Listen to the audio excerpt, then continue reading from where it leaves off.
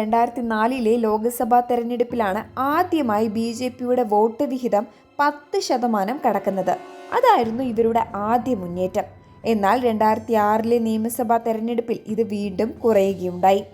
ദ്വിമുന്നണി രാഷ്ട്രീയം കാരണം, അതായത് LDFനോ UDFനോ വോട്ട് ചെയ്യാൻ താല്പര്യമില്ലാത്ത ഒരു വലിയ വിഭാഗം വോട്ടർമാർക്ക് ഒരു മൂന്നാം ഓപ്ഷൻ ഇല്ലാതിരുന്നത് ഒരു പ്രശ്നമായിരുന്നു. എന്നാൽ ഒരു ട്വിസ്റ്റ് ഇതിനിടയിലുണ്ടായി.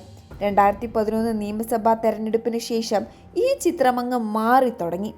പിന്നീട് കണ്ടത് തന്ത്രപരമായ വളർച്ചയാണ്. ത്രികോണ മത്സരം.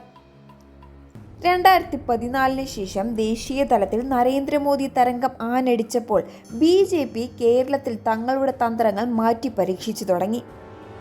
2016 നിയമസഭാ തെരഞ്ഞെടുപ്പിൽ 10.6% വോട്ട് വിഹിതം നേടി പാർട്ടി ഏറ്റവും വലിയ നേട്ടം സ്വന്തമാക്കി.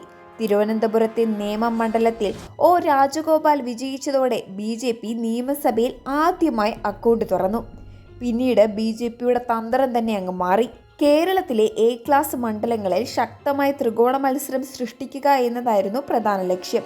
തിരുവനന്തപുരം, മഞ്ചേശ്വരം, തൃശൂർ, പാലക്കാട് തുടങ്ങിയ മണ്ഡലങ്ങളിൽ ത്രികോണ മത്സരം വരുമ്പോൾ മറ്റു മുന്നണികളിലെ വോട്ടുകൾ വിഭജിക്കപ്പെടുകയും അത് തങ്ങൾക്ക് അനുകൂലമാകുകയും ചെയ്യും എന്നവർ മുൻകൂട്ടി കണ്ടു. അതുപോലെ തന്നെ സമുദായ നേതാക്കളെ ആകർഷിക്കാനും അവർ ശ്രമിച്ചിരുന്നു. SNDP, NSS പോലുള്ള പ്രബല സമുദായ സംഘടനകളുമായി സൗഹൃദം സ്ഥാപിക്കാൻ അവർ ശ്രമിച്ചിട്ടുണ്ട്. അതുപോലെ തന്നെ കേന്ദ്ര പദ്ധതികളും അവർക്ക് അനുകൂലമായിരുന്നു. കേന്ദ്ര സർക്കാരിൻ്റെ പദ്ധതികൾക്ക് കേരളത്തിൽ വലിയ പ്രചാരണം നൽകി. വികസന വിഷയങ്ങളെ രാഷ്ട്രീയ ആയുധമാക്കാനും അവർ മറന്നിരുന്നില്ല.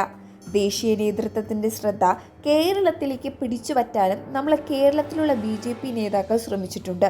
ദേശീയ നേതൃത്വം, പ്രത്യേകിച്ച് പ്രധാനമന്ത്രി മോദിയും ആഭ്യന്തരമന്ത്രി അമിത്ഷായെയും കേരളത്തിൽ കൂടുതൽ സമയം ചെലവഴിച്ചത് കഴിഞ്ഞ വർഷങ്ങളിലെല്ലാം കണ്ടിരുന്നു. ഇത് പാർട്ടിയുടെ ആത്മവിശ്വാസം ഉയർത്തിയിട്ടുണ്ട്.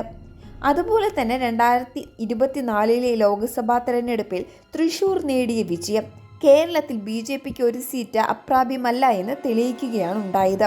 അതുപോലെ തന്നെ വെല്ലുവിളികളും ഉണ്ടായിട്ടുണ്ട് BJPക്ക്. വളർച്ചയുടെ സൂചനകൾക്കിടയിലും BJPയുടെ മിഷൻ കേരള മുന്നോട്ടു പോകാൻ പ്രയാസമുണ്ടാക്കുന്ന നിരവധി വെല്ലുവിളികളും ഉണ്ടായിരുന്നു. അതിലാദ്യത്തേത് സംഘടനാപരമായിട്ടുള്ള പ്രതിസന്ധിയായിരുന്നു. കേരളത്തിലെ പാർട്ടിയിൽ ശക്തമായ ഗ്രൂപ്പിസവും നേതൃത്വ